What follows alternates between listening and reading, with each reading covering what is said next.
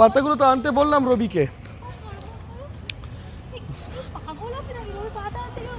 পাতা, জলের বোতল সবই তো এখানে রাখা আছে।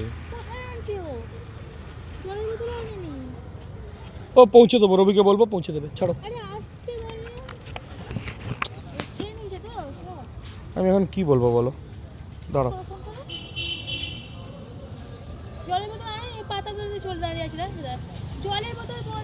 এই রবি, এই জলের বোতলগুলো আছে।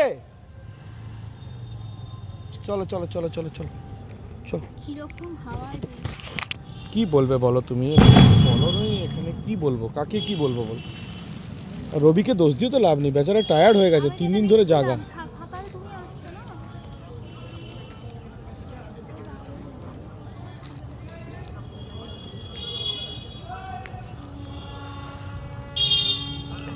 তুই পাতাগুলো নে, জলের বোতল নে, ঠিক আছে?